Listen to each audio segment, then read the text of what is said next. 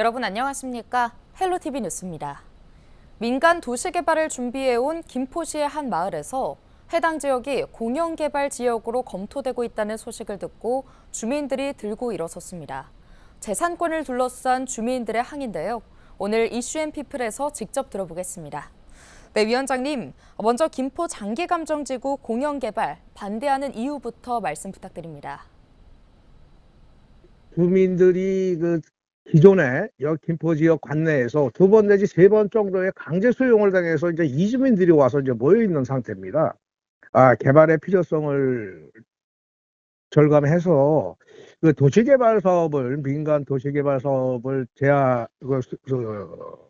제안을 하는 게 어떠냐. 김포시청에 2023년 11월 8일 장기감정지구 도시계획을 라는 명목으로 김포시에 주민 제안 신청을 했습니다. 한 5개월 정도의 김포시청에서 연락이 없다가 공영개발을 하겠다고 김포도시관리공사로부터 언론에 이제 발표가 돼서 알게 됐습니다. 민영개발 계속 진행하고 있었음에도 불구하고 공영개발을 한다는 거는 어이가 없어서 절대적인 토지 가격이라든가 보상 문제 이런 문제에 있어서 이제 불리한 재산상의 손해가 오기 때문에 공영 개발을 반대하는 입장입니다.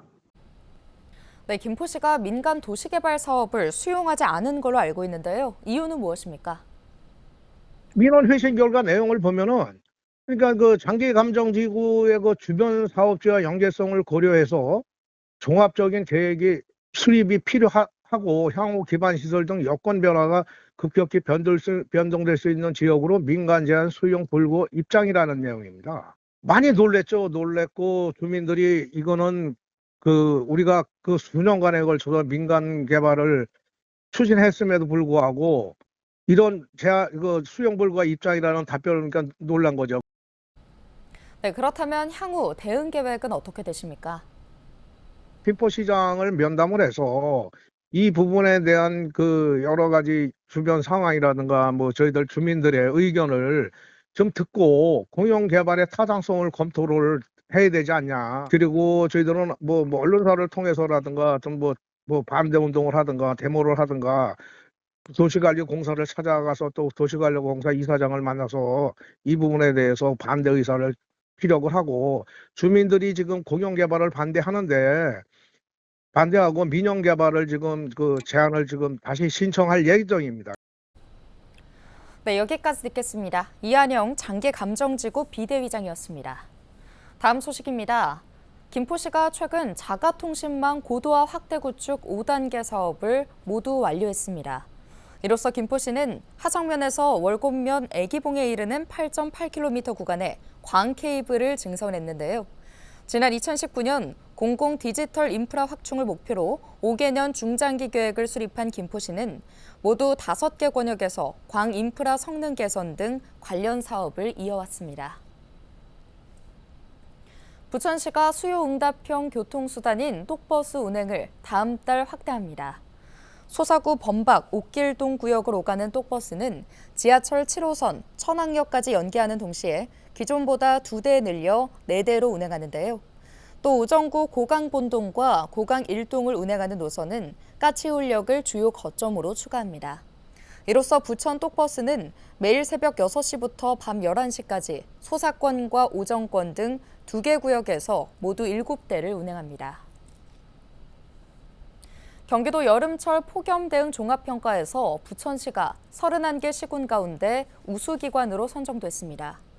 부천시는 지난 여름 무더위 쉼터 확대 지정과 운영, 폭염 취약 분야 관리, 폭염 저감 시설 확대 등 대응 활동에서 높은 평가를 받았는데요.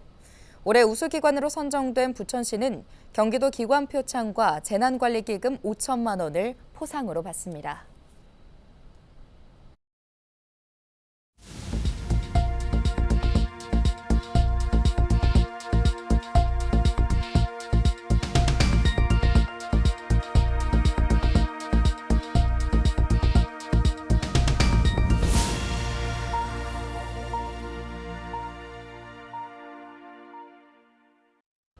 국토부가 1기 신도시 가운데 재건축을 가장 먼저 시작하게 될 선도지구의 공모 결과를 발표했습니다. 부천 중동에서는 공모에 참여한 12곳 가운데 2개 구역이 최종적으로 이름을 올리며 희비가 엇갈렸습니다. 이정아 기자입니다. 부천 중동 1기 신도시의 노후계획 도시정비 선도지구에 은하마을과 반달마을이 선정됐습니다. 2개 구역은 전체 5,900여 세대 규모로 중동 신도시 정비 대상 주택 물량의 약 15% 수준입니다. 국토부는 이달 말까지 선도지구 전용 패스트트랙 절차를 담은 노후계획 도시 특별정비계획 수립 지침을 고시할 예정입니다. 여기에는 협력형 지원, 예비시행자 조기 지정, 심의 간소화 등 특별정비계획 조기 수립을 지원하는 행정지침이 담길 전망입니다. 선도지구는 패스트트랙 절차에 따라 신탁사와 공공기관 등 예비시행자 지정을 통한 특별정비계획 수립이나 조합설립 추진위원회 설립에 나설 수 있습니다.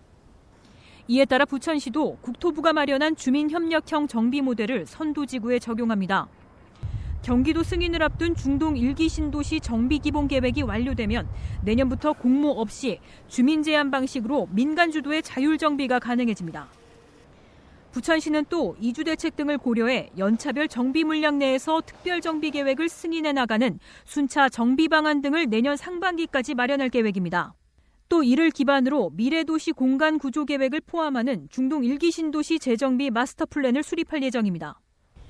국토부가 1기 신도시 첫 재건축 단지에 13개 구역 3만 6천 가구를 발표한 가운데 이주 대책은 아직 나오지 않았습니다. 헬로티비 뉴스 이정아입니다. 지난달 경기도가 일부 접경 지역을 위험구역으로 설정했습니다. 북한의 보복이 우려된다며 대북전단 살포를 엄격히 통제하기 위한 조치인데요. 경기도가 행정명령 기한을 무기한 연장하기로 하자 되레 불안감을 조성하는 것 아니냐는 볼멘 소리도 나오고 있습니다. 보도에 김신혜 기자입니다. 지난달 경기도가 설정한 접경지역 위험구역은 연천과 파주, 김포 등 3개 시군입니다. 위험구역은 대북전단 살포를 위해 출입하는 행위 등이 엄격히 금지되는 구역입니다. 3개 시군 안에 11개 지점인데 대북전단 살포가 빈번하게 이루어졌거나 그럴 가능성이 높은 중면 합수리 등 연천 5곳과 파주 4곳, 김포 2곳입니다. 그런데 경기도가 당초 이달 말까지였던 위험구역 설정 기한을 무기한 연장하기로 했습니다. 일부 단체의 대북전단 살포 예고가 계속되고 있는 상황에서 위험구역 설정 이후 구역 안에서는 대북전단 살포가 한 번도 없었기 때문에 효과적이라고 판단한 것으로 보입니다.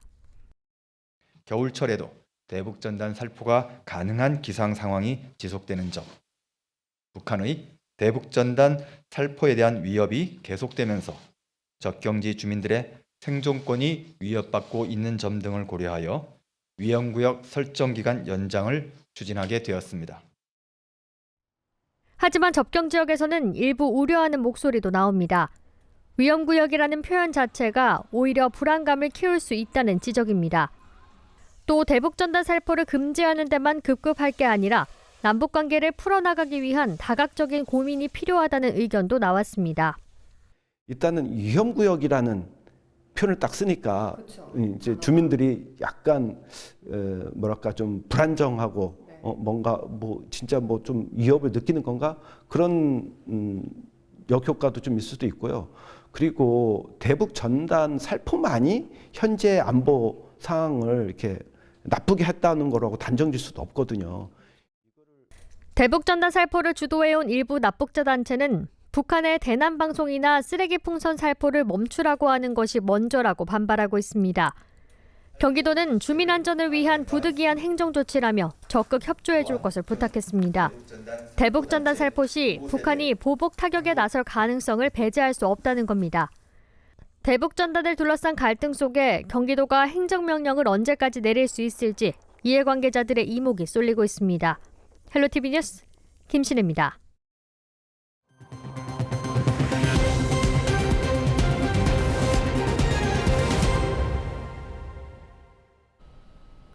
올 겨울은 첫눈부터 대설입니다.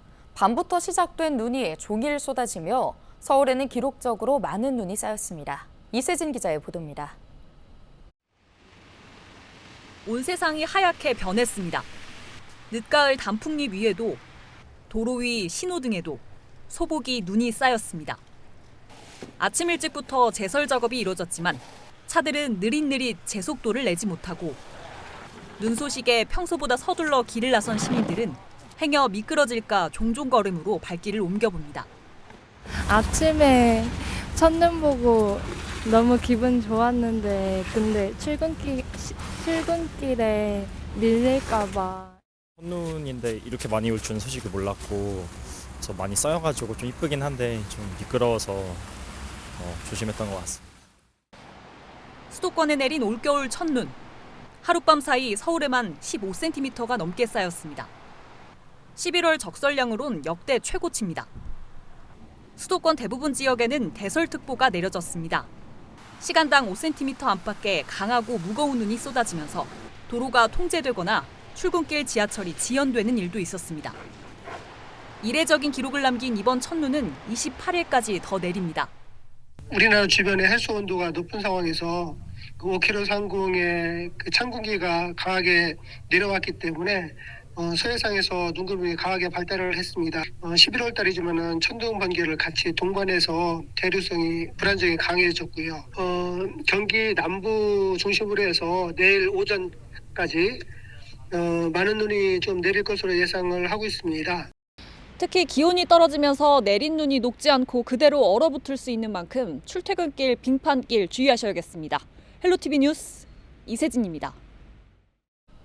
경찰이 현직 인천시의원이 연루된 전자칠판 납품 비리 의혹을 확인하기 위해 관련 업체를 압수수색했습니다. 인천경찰청 반부패 경제범죄수사대는 지난 26일 오전 뇌물공여 혐의를 받는 40대 남성 A씨 등 전자칠판 납품업체 관계자 2명의 자택을 압수수색했는데요. 경찰은 또 인천에 있는 이 업체 사무실에서 전자칠판 납품과 관련한 각종 서류를 확보한 것으로 알려지고 있습니다. 업체 대표와 임원인 A씨 등 2명은 인천시 교육청이 추진한 학교 전자칠판 사업과 관련해 납품 대가로 인천시 의원 2명에게 금품을 제공한 의혹을 받고 있습니다. 경찰은 압수물 분석이 끝나는 대로 납품업체 관계자들뿐 아니라 뇌물수수 혐의를 받는 인천시 의원 2명도 피의자 신분으로 불러 조사할 예정입니다. 김동연 경기지사의 정무라인 임명 문제를 놓고 갈등을 빚어온 경기도의회 여야가 의사일정 정상화에 합의했습니다. 도의회 더불어민주당 최종현 대표와 국민의힘 김정우 대표는 27일 제379회 정례회 일정 정상화 합의문에 서명했는데요. 합의문에는 양당이 다음 달 13일 열리는 본회의에서 추경안을 처리하고 같은 달 19일 본회의에서 내년도 본 예산안 처리를 위해 노력한다는 내용이 담겼습니다.